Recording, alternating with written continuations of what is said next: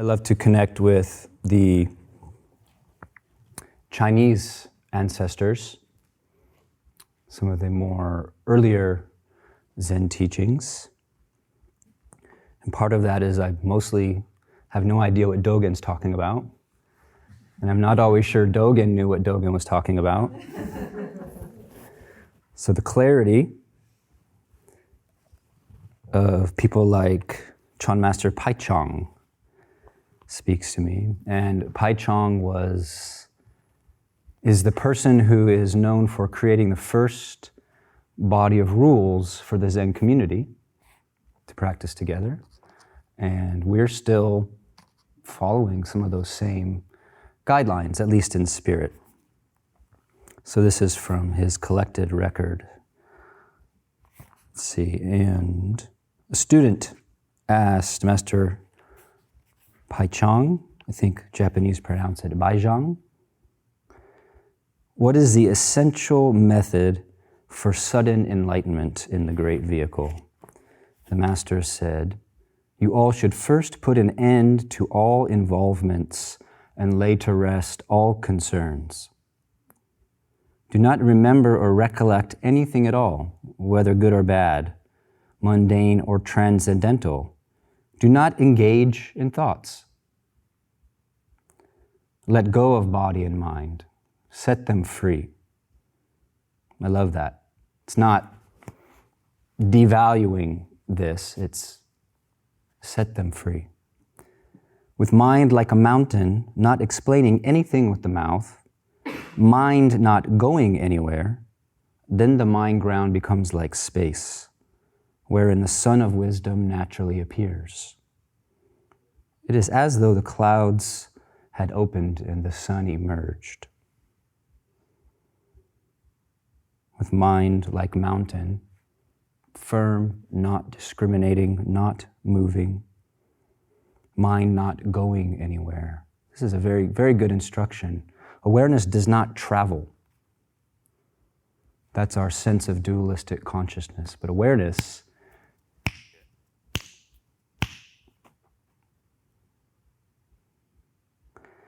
just put an end to all fettering connections and feelings of greed, hatred, craving, defilement, and purity all come to an end.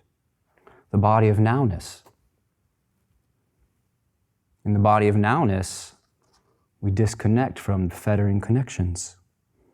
Unmoved in the face of the five desires, and I think that means the five desires to see beautiful things or to not see ugly things, to smell beautiful things or not smell displeasurable things, and so forth. Unmoved in the face of the five desires and the eight worldly winds, not choked up by seeing, hearing, discerning, or knowing, not confused by anything, naturally endowed with virtue and the inconceivable use of spiritual powers, this is someone who is free. In the presence of all things in the environment, to have a mind neither still nor disturbed, neither concentrated nor distracted, passing through all sound and form without lingering or obstruction, this is called being a wayfarer. Not setting in motion even good, definitely not evil, right or wrong, not clinging to a single thing, not rejecting a single thing, is called being a member of the Mahayana. Not bound by any good or evil, emptiness or existence, defilement or purity, doing or non-doing, is called enlightened wisdom. Once affirmation and negation, like and dislike, approval and disapproval, variously the preferential mind, all the various opinions and feelings come to an end and cannot bind you.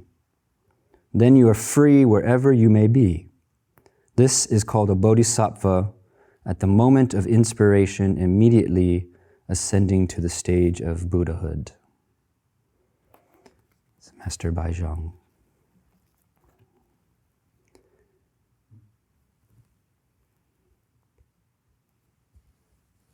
So something hard to define calls us. Something hard to define hums inside of us. Something hard to define flirts with us, leaps through the gaps of habitual mind, looks through our eyes with innocence. Something outside of control's grasping quietly purrs in our bodies. Something rouses us back from the floating daydream,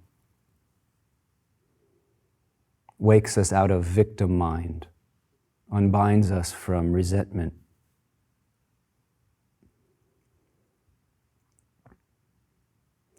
And whether you would frame it as seeking awakening or the divine or liberation, what is it that human beings are doing and looking for and finding but not fully?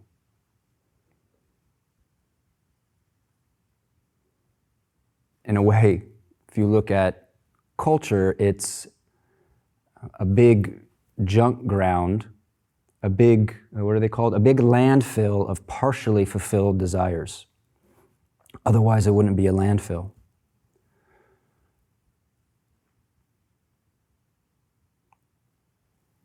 What is it that we're doing and looking for and finding but not fully when we go for a hike?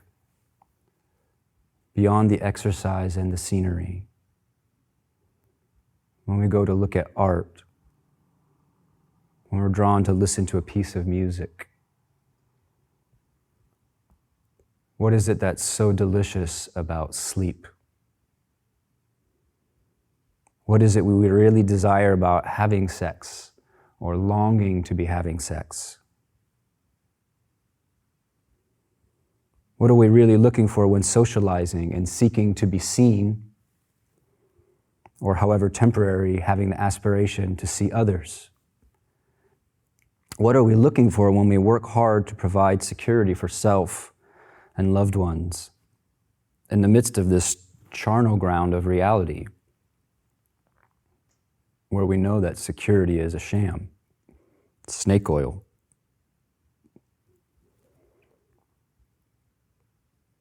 What are we looking for when we work for justice in a world where power shifts from one place to another unendingly for centuries, up and down? What are we looking for when we make art? What are we desiring when we scour books and blogs and scroll? What is the heart doing when it's dreaming?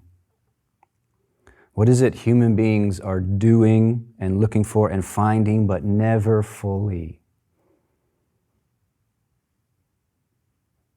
I thought it was there, but now that I'm here, it's not here. I thought it might be there, but now that I'm there, it's not quite there. That's like the cliff notes on the average human life. What is the appetite that the restaurant of the world never sates? Never sates.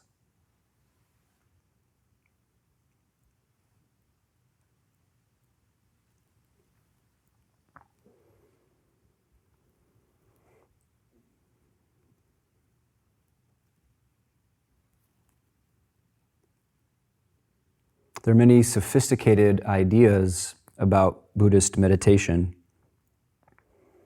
and some of them sync right up with our desire just to check out and not have to be deeply honest with ourselves.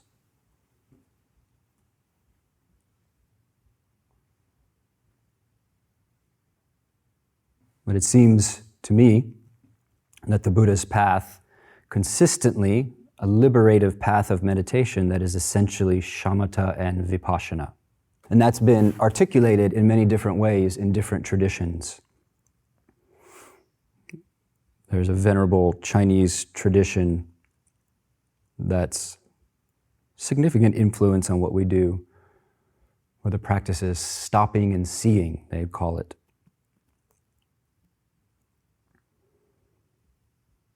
We could say rest and illumination, stable presence and incisive non-conceptualness.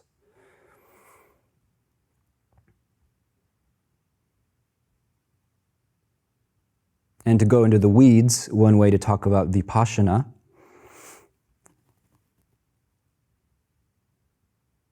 is it's an invitation into seeing the emptiness of self and things.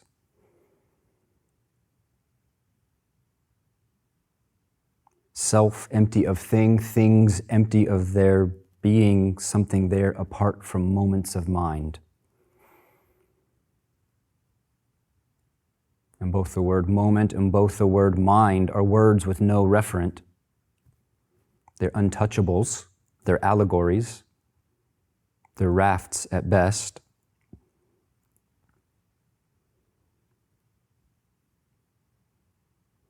And Dogen Zenji says, mountains neither exist nor don't exist, are neither large nor small.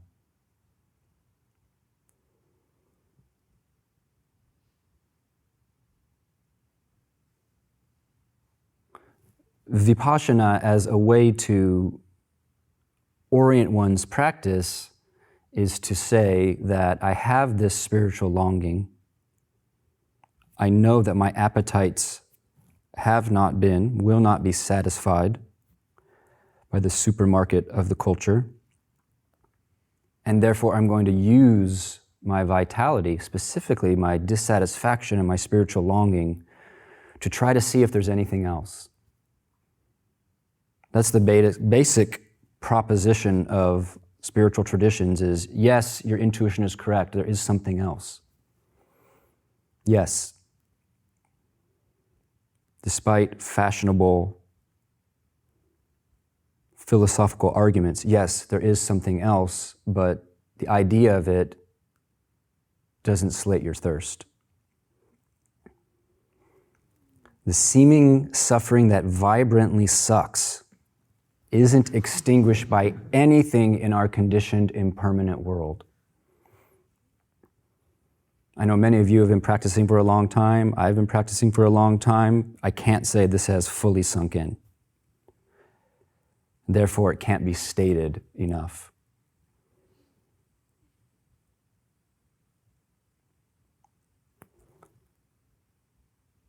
But it's basically good news because the traditions are not saying, go out in the world and find the shiny spiritual thing under a rock somewhere in Tibet.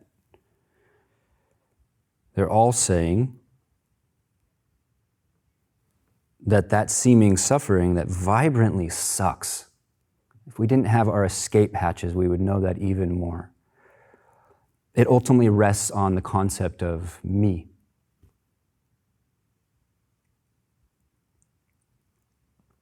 And that which the word me refers to can't be touched, is an allegory rather than a reality. That which your name refers to, my name, is an image of a nameless flock of migrating birds, for a moment alighting on a tree. That which your name and my name refer to can't quite be clearly designated.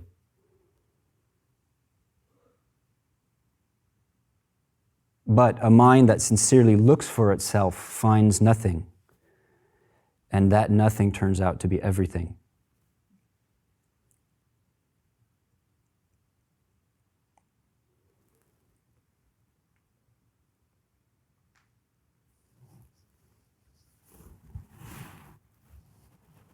So if we wish to utilize spiritual longing,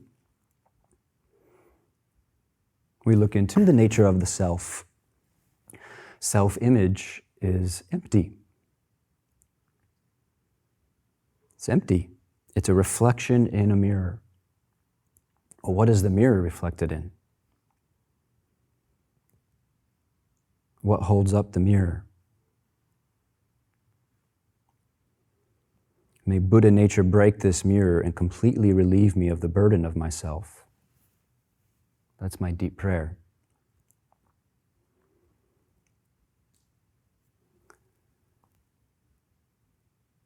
So the polarity I want to talk about today is the polarity of agency and surrender, doing and not doing.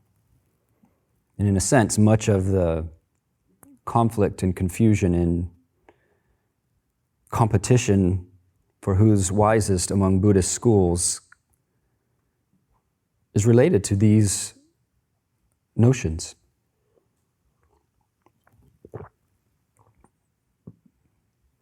I'm not saying that these are two different things, but I'm also not saying they're one thing. Doing and not doing, agency and surrender. But in this world of seemings, these seem to exist and be something that we dance with, and that you will encounter in your practice.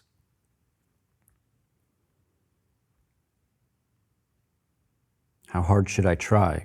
But wait, isn't when I really try hard, isn't that me? Isn't that more of the success game, the wanting to stand out game? The wanting the golden, now spiritual carrot game? It's not so simple. In the Dharma Rain lineage, they chant, "By our own wills and vigilance, may we our fetters cut away."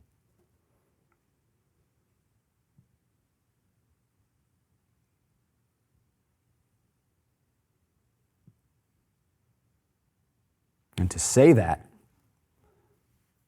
day after day has an effect. By my own will and vigilance, may I my fetters cut away.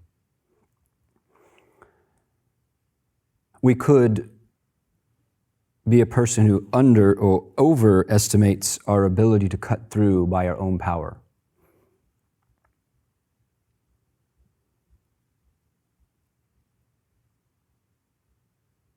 We may not have fully stepped into just what a force exists within us when we really desire something.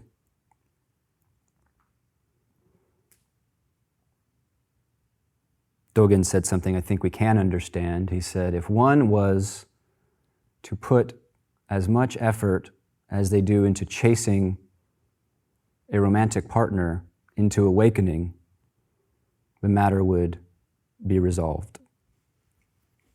I think he said something about like a princess, based on some old myth, but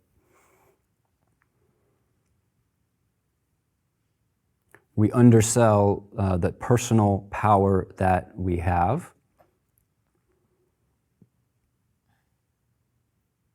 And I don't know why.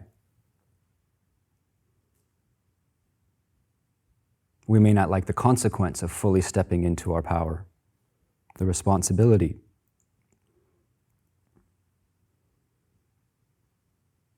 We may overestimate our ability to cut through by our own power. And so that very power becomes a place of pride, and we're not open, we're not receptive.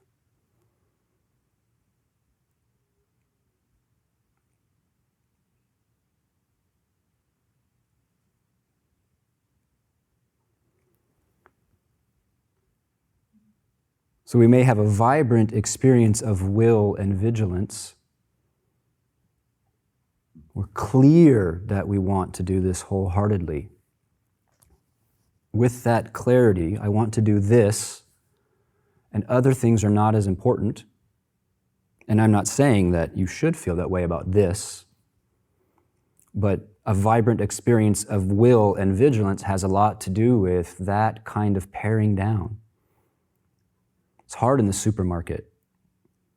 I go into the cereal aisle of a grocery store and I just get overwhelmed. I have to pee immediately. There are just too many choices.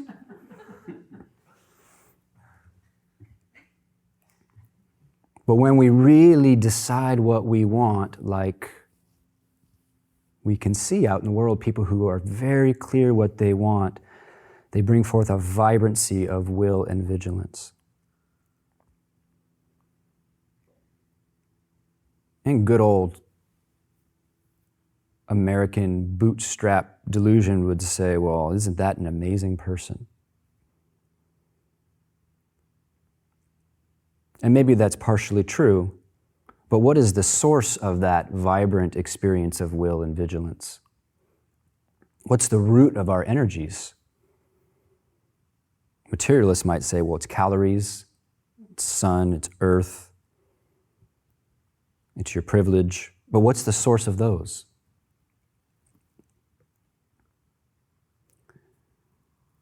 We are developing in this practice our agency, which is personal power, which is nowness, which is concentration. And they all feed into each other.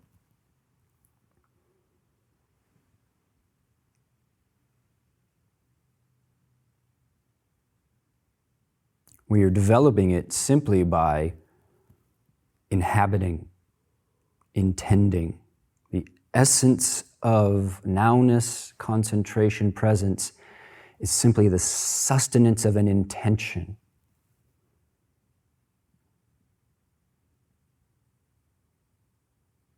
Desire takes a form of mind will pervade body. And that grows both as a skill and as an energetic reality. The more you do it, the more you're able to do it. The more you do it, the more you know you can do it, and you have confidence and know you can do it. And the less you undersell your ability. So it's unusual for people, I'm talking about people, I don't know people. That's bullshit. I don't know people. I suspect it's unusual, or we don't often come to full vibrancy, hit the actual limit of our passion as beings for various reasons, one of them being that we hold back.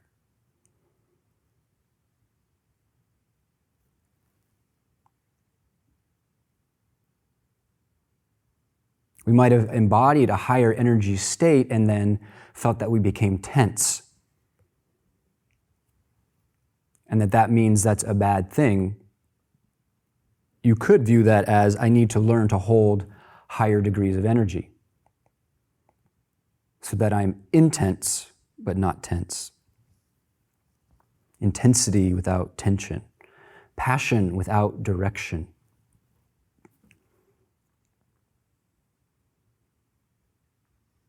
If this speaks to your particular character, then it speaks to your character. And if it doesn't, maybe it doesn't. And that's okay. In the world, agency, concentration is harnessed for mundane means.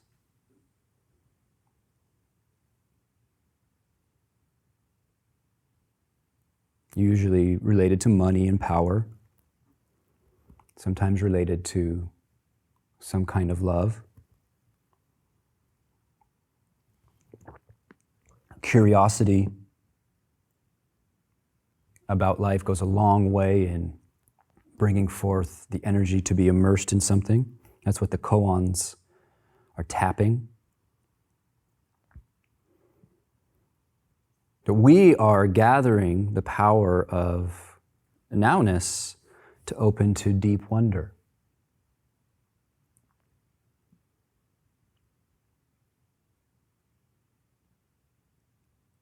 An old master said, between heaven and earth, there's a jewel hidden in the mountain of form. We're gathering the power of nowness to crack open the mountain of form and see the jewel. We do it to cut our fetters away so that we're not a bondslave of the 5 desires. Do you get what that means? That means that you walk into a place that normally used to pull you with longing and wrench your heart with aversion, and you move freely through it.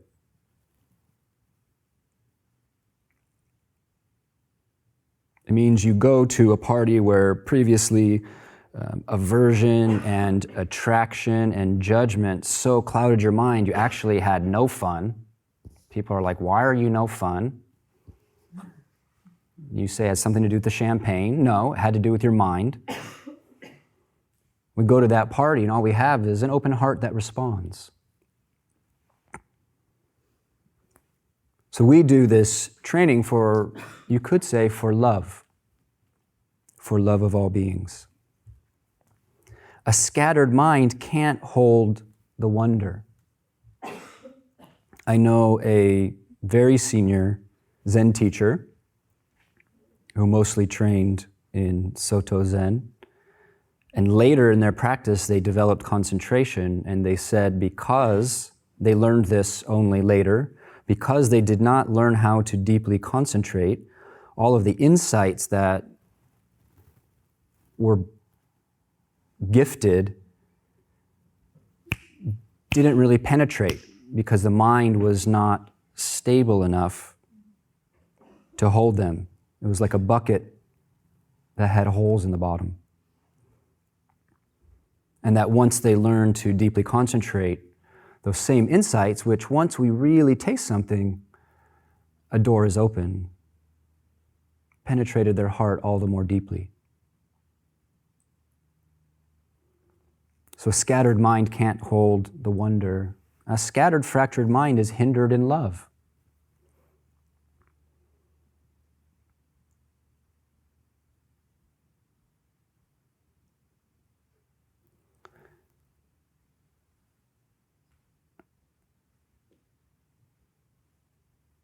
This nowness, this development of the quality of presence, of agency, means we take and we can take responsibility for our state of mind.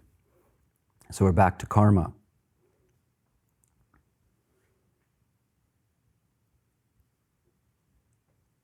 Observe the externalization habit, how easily we put the onus for our disturbance on the infinite others. How easily we put the onus for the disturbance on the infinite out theirs. The reason I keep using rich people as an example, because people feel that, well, if everybody had resources and did not need to be afraid of this person or that person, then they would be happy. But I encourage you to observe the rich. Chosen used to bring home the Inquirer. She used to buy it and put it on the coffee table in the earlier days of the monastery for that reason.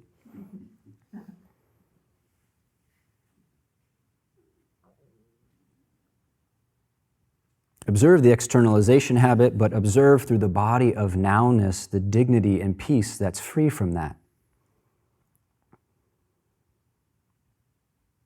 We don't even know what the externalization habit is until we taste its absence. A lot of things in the Dharma are like that. We don't know, maybe we don't even know what's meant by suffering until it drops away long enough for us to go, oh, now I know what suffering is, because it boots back up. Shantideva said, and India and Tibet were rough places. To cover all the earth with sheets of leather, where could such amounts of skin be found? But with the leather soles of just my shoes, it is as though I cover all the earth. This is about the equanimity of the Dharma. To cover all the earth with sheets of leather, where could such amounts of skin be found? But with the leather soles of just my shoes, it is as though I cover all the earth.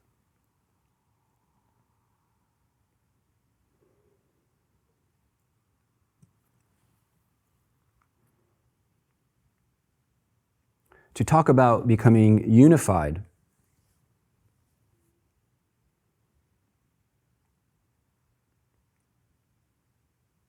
we're talking about something that's both profoundly simple and not so simple. In this moment, bring your attention into your hands.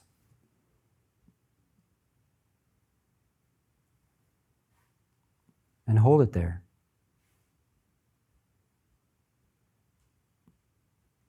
That's your power. That's your agency. And yet there's not just one desire moving through us. Actually, it's only in a self-centered universe that we would feel that there's only one vector of longing flowing. We have multiple agencies acting in us. We have different streams of conditioning. There's the part of you that just wants to be comfortable. And the logic of inhabiting what doesn't feel good does not compute. That part of us does not get the Dharma. There's part of us that doesn't care what Shantideva says. The problem is out there. The room is 2X, that person is 2Y. No two ways about it. The part of us that is averse basically thinks it's right.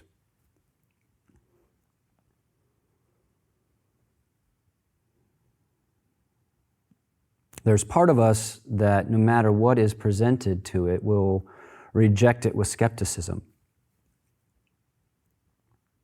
And some of you have been trained academically to reject with skepticism.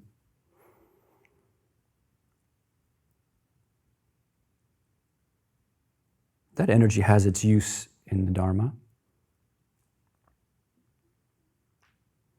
But the part that doubts doesn't change its mind. If the part that doubts is animating us, then whatever we hear, whatever evidence to the contrary will just be dismissed. Nah, it's bullshit. It's all bullshit. It's all just an institution to control or whatever. You probably have a much more creative doubter than me. What are the other hindrances? There's sex, anger, sleepiness, sensual desire. I can't remember them all. The point is that lots of things live in us.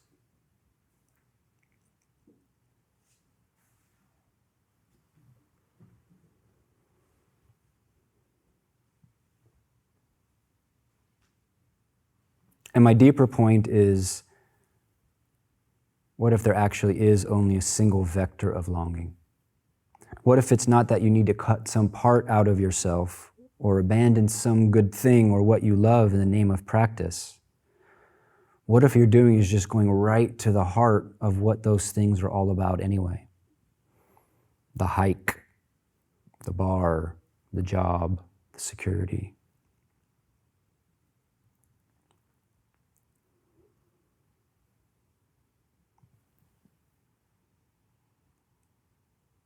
It can be good to make a vow. It can be good to seal commitment. That's what these robes are and these different garments people wear. Acknowledging we have these forces moving through us. I'm saying parallel, but actually in a lot of ways they're perpendicular, they're at odds. We select what we feel is the wisest, the most beneficent, in our best vision of the long term to bring the most truth, beauty, and goodness. We select that and we put energy into it. We ritualize our devotion to way-seeking mind. We're doing that with the chants as we train in Sesshin. Trustless thinking won't end on its own. There's this fantasy of catharsis. Like, well, I just need to work all my anger out. No, it doesn't work like that. That's a misunderstanding of karma.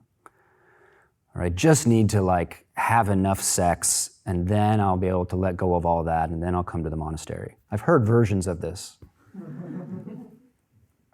Well, there's something to be said for hormones. But do you want to wait till you're in your 60s to come. Trustless thinking won't end on its own, so we channel by our own wills and vigilance, we cut our bonds. I will make the focus of my life painting. And then from that commitment, I organize around it.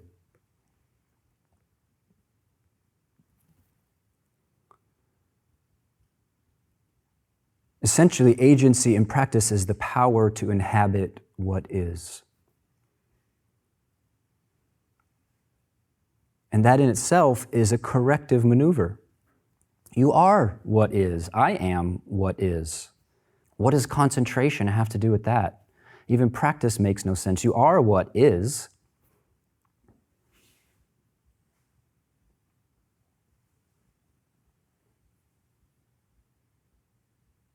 But as Dogen Zenji said, and yet if there's a hair's breadth deviation, nirvana becomes samsara. So it's the backward step. It's the coming back into phase with exactly what we already are.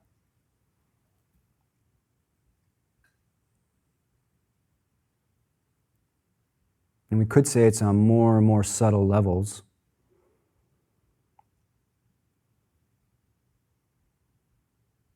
But essentially, agency, nowness, this side of practice I'm talking about is the power, the intention, the confidence to inhabit what is. You can't leap out of the present moment. As soon as you leap, it's the present moment. You can't escape from nowness. No matter what you do, that's nowness's expression.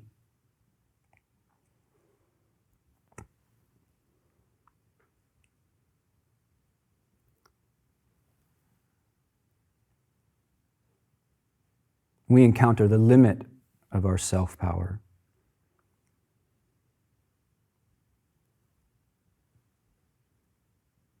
We encounter the limit of, I'm going to try really hard.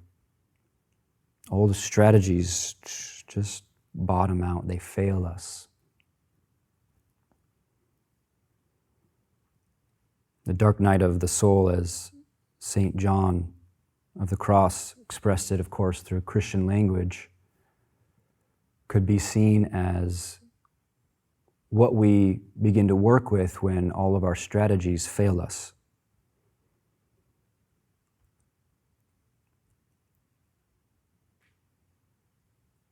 And it's good to actually come up against that limit, whether it's some character thing. I remember a time in my training here when I just had this hatred that was like a parasite on my heart. And you couldn't metta sutra that hatred away.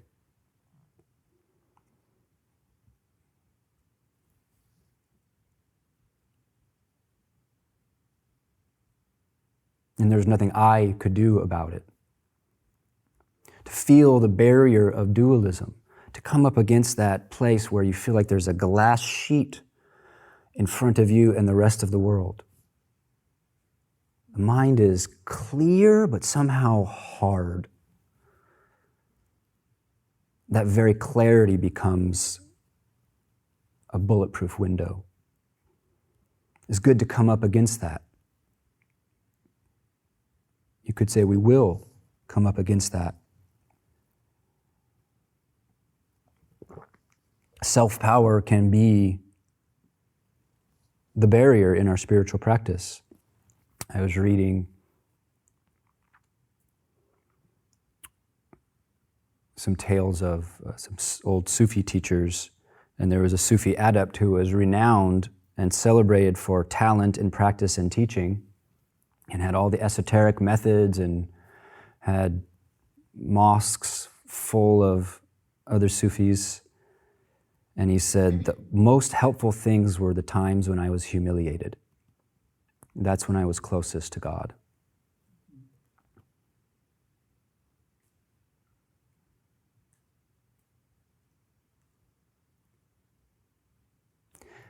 In Dharma, everything is kind of upside down and mixed up. What's desirable for the worldly heart is not necessarily desirable for the Dharma heart.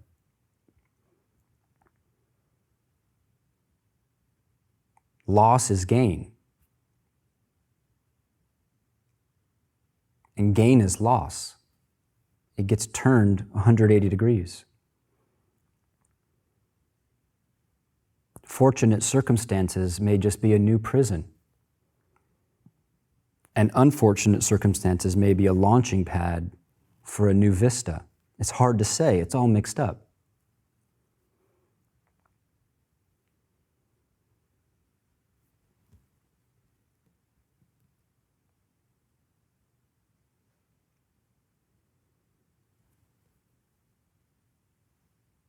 My note here says, the delusion of independence, of specialness, of separateness, of being an exception, putting these into the fire of the ancestors.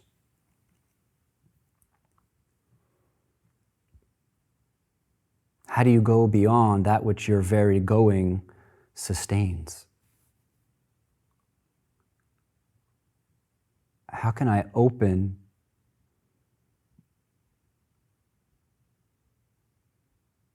to a force outside of myself if I have no idea what that is? It's being in the question. That question itself is the place to start.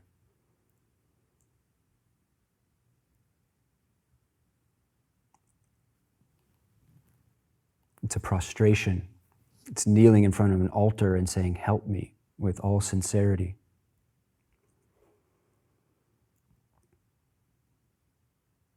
The delusion of independence, of specialness, of separateness, of being an exception. These are some of the things that can happen if self-power becomes well developed. The medicine then became a poison.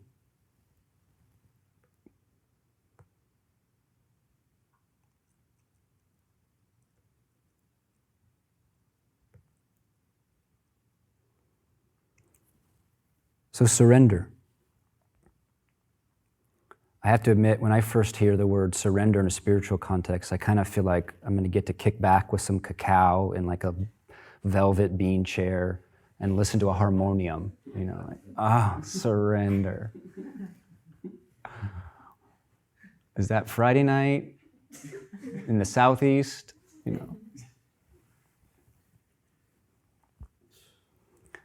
We're not talking about some kind of jellyfish beanbag thing. Although if you're a really uptight dude like I especially used to be, that could be very good medicine. Cacao in a beanbag.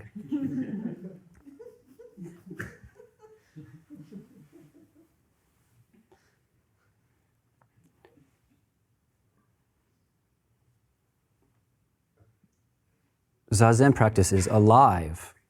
And you could say it's like a pendulum. That sometimes we're helping along and sometimes we're slowing down, and we discern the limits of effort, and when that effort becomes solidifying, when effort is disconnecting us, and we learn to ease up. And we learn when easing up is a way to slide into fuzziness and daydreaming and disconnection.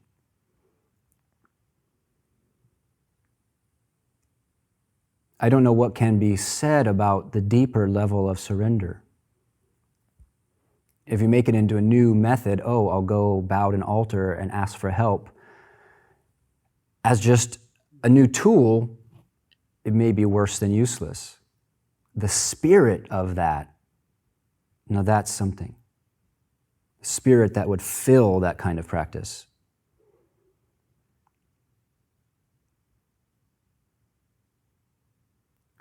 We can say something about surrender on this visceral level of doing Zazen.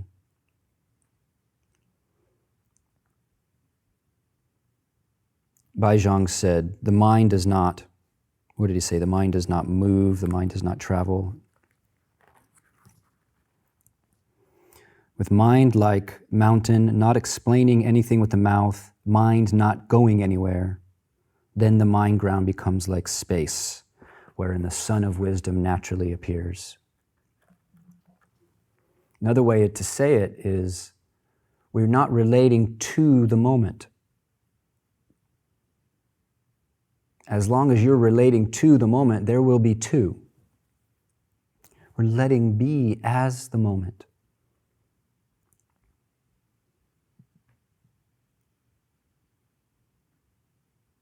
And in this flavor, being hot and tired is of benefit.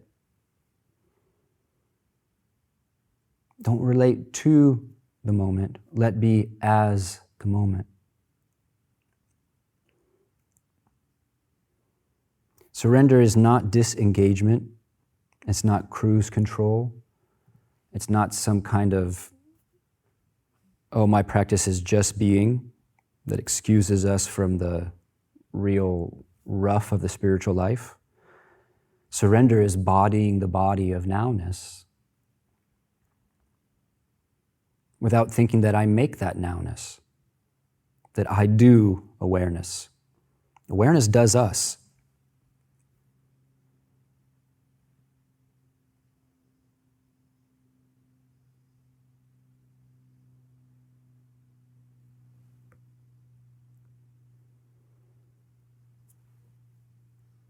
I think surrender is remote from the intellect, but maybe poetry is close. So I'll share a poem with you from one of my teachers. I might have to look for it for a few minutes.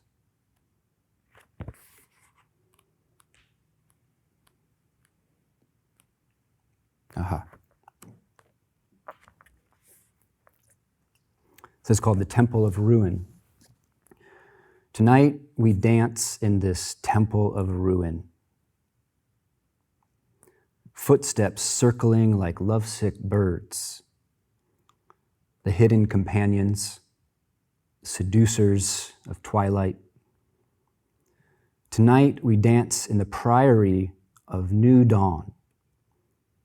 Our bodies prized open by longing's revelation. Like magnolia blossoms on a hot summer's eve. For there is no hiding from heartbreak. There is no way to outrun the messengers of sorrow. And the mind, just a tourist in this Saha realm. But it lives in the deep of your vast. Tonight we dance in this temple of ruin. Tonight I dance in the reveries of love. Sorrows outshined in the wanting of my love. And I want the blood red of your delicate kisses. And I want the syllables that fall from your lips. And I want the thirst of a man in the desert. And I want the nakedness of your unflinching kindness. Tonight we dance in the temple of ruin. Laughter mixed with fragments of longing. Thank you, everybody.